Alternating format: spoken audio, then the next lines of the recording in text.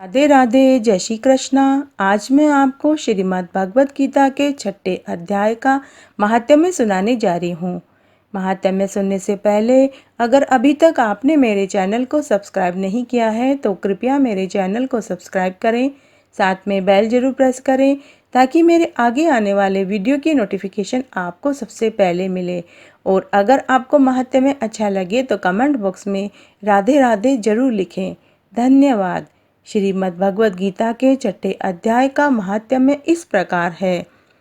श्री भगवान कहते हैं, हे सुमुखी, अब मैं 6ठे अध्याय का महात्म्य बतलाता हूँ, जिससे सुनने वाले मनुष्यों के लिए मुक्ति करतलगत हो जाती है।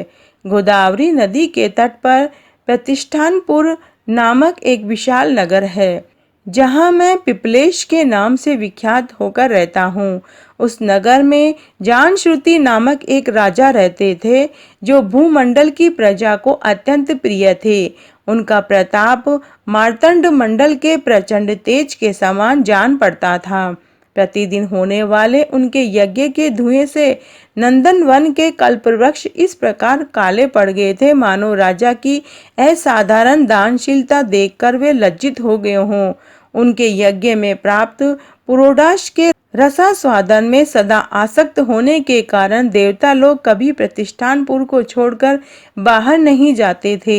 उनके दान के समय छोड़े हुए जल की धारा प्रताप रूपी तेज यज्ञ के घूमों से पुष्ट होकर मेघ ठीक समय पर वर्षा करते थे। उस राजा के शासनकाल में खेती में होने वाले 6 प्रकार के उपद्रवों के लिए कहीं थोड़ा भी स्थान नहीं मिलता था और अच्छी नीतियों का सर्वत्र प्रसार होता रहता था। वे बावड़ी, कुएं, पोखरे खुदवाने के बहाने प्रतिदिन पृथ्वी के भीतर की निधियों का अवलोकन करते रहते थे।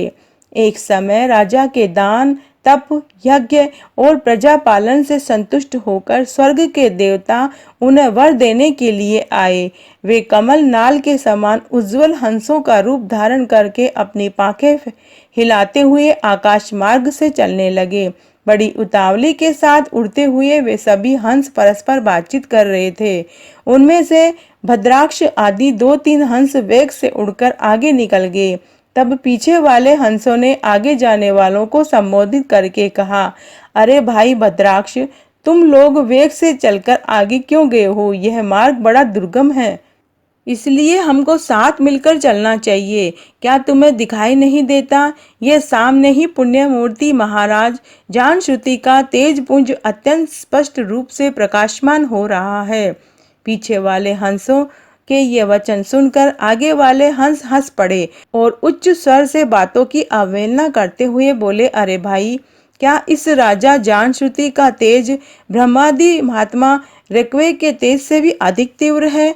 हंसों की ये बातें सुनकर राजा जानश्रुति अपने ऊंचे महल की छत से उतर गए और सुखपूर्वक आसन पर विराजमान हो गए और अपने सारथी को बुलाकर कहा कि जाओ, महात्मा ऋग्वेद को यहाँ लाओ।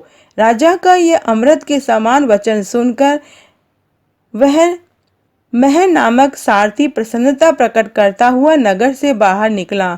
सबसे पहले उसने मुक्तदायिनी काशीपुरी की यात्रा की, जहाँ जगत के स्वामी भगवान विश्वनाथ मनुष्यों को उपदेश दिया करते हैं। उनके बाद गया क्षेत्र में पहुंचा, जहां प्रफुल्ल नेत्रों वाले भगवान गदाधर संपूर्ण लोकों का उद्धार करने के लिए निवास करते हैं। तदंतर नाना तीर्थों में भ्रमण करता हुआ सारथी पापनाशिनी मथुरापुरी में गया। यहाँ भगवान श्री कृष्ण आदि का स्थान है, जो परम महान एवं मोक्ष प्रदान करने वाला है।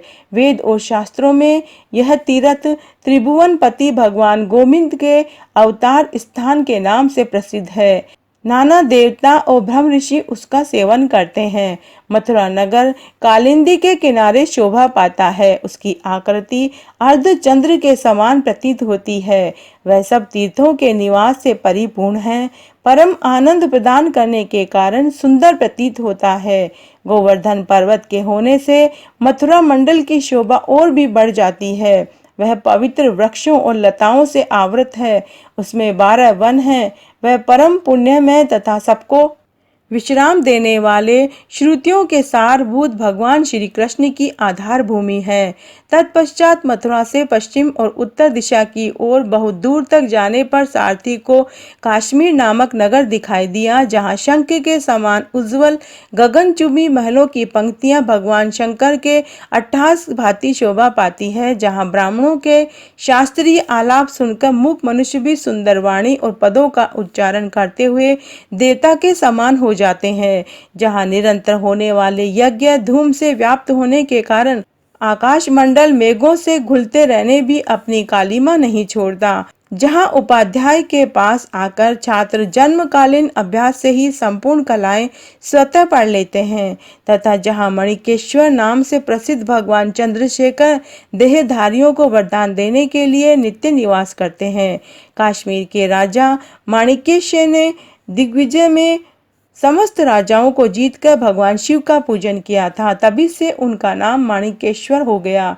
उन्हीं के मंदिर के दरवाजे पर महात्मा रेकवे एक छोटी सी गाड़ी पर बैठे अपने अंगों को खुजलाते हुए वृक्ष की छाया का सेवन कर रहे थे। इसी अवस्था में सारथी ने उन्हें देखा। राजा के बताए हुए भिन्न भिन्न चिन्हों से उसने शीघ्र ही रेकवे को पहचान लिया और उनके चरणों में प्रणाम करके कहा कि हे ब्राह्मण, आप किस स्थान पर रहते हैं? आपका पूरा नाम क्या है? आप तो सदा स्वच्छंद विचरने वाले हैं, फिर यहाँ किस लिए ठहरे हैं? इस समय आपका क्या करने का विचार है? सारथी के ये वचन सुनकर परम आनंद में निमग्न महात्मा रेकवे ने कुछ सोचकर उससे कहा, यद्यपि हम पूर्ण काम हैं, हमें किसी वस्तु की आवश्यकता नहीं है, तथापि कोई भी हमारी मनोवृत्ति के अनुसार परिचर्या कर सकता है। रेकवे के हार्दिक अभिप्राय को आदर पूर्वक ग्रहण करके सारथी धीरे से राजा के पास चल दिया। वहां पहुंचकर राजा को प्रणाम करके उसने हाथ जोड़कर सारा समाचार निवेदन किया। उस समय स्वामी के दर्शन से उसके मन में बड़ी प्रसन्नता थी। सारथी के वचन सुनकर राजा के नेत्र आश्चर्य से चकित हो उठे।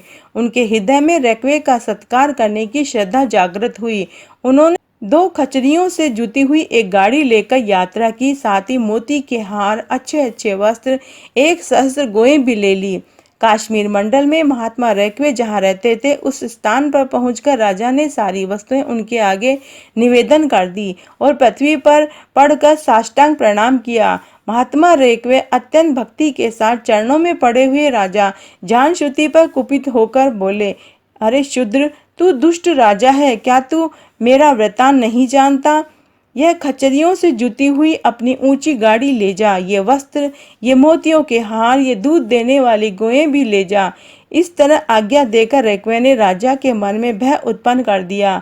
तब राजा ने शाप के भय से महात्मा रेकवे के दोनों चरण पकड़ लिए और भक्ति पूर्वक कहा, हे ब्राह्मण, मुझ पर प्रसन्न होइए। हे भगवान, आप में यह अद्भुत महात्म्य कैसे आया? प्रसन्न होकर मुझे ठीक ठीक बताइए। तब रेकवे ने कहा, हे राजन, मैं प्रतिदिन गीता के 6ठे अध्याय का जप करता हूँ। इसी से मेरी तेजो राशि देवताओं के लिए भी दुस्सह है। तदंतर परम बुद्धिमान राजा जानश्रुति ने यत्न पूर्वक महात्मा रेकवे से गीता के 6ठे अध्याय का अभ्यास किया। इससे उन्हें मोक्ष की प्राप्ति हुई। इधर रेकवे भी भगवान माणिकेश्वर के समीप मोक्षदायक गीता के 6ठे अध्याय का जप करते हुए सुख से रहने लगा। हंस का रूप धारण करके वरदान देने के लिए आए हुए देवता भी विस्मित होकर स्वेच्छानुसार चले गए। जो मनुष्य सदा एक ही अध्याय का जप करता है, वह भी भगवान विष्णु के इस स्वरूप को प्राप्त करता है, इसमें तनिक भी संदेह नहीं है। तो आज मैंने आपको गीता के 6ठे अध्याय का महात्म्य सुनाया। अगर आपको ये पसंद आता है तो अपने दोस्तों और रिश्तेदारों में ज़्यादा से ज़्यादा शेयर करके पुण्य कमाएं। धन्यवाद।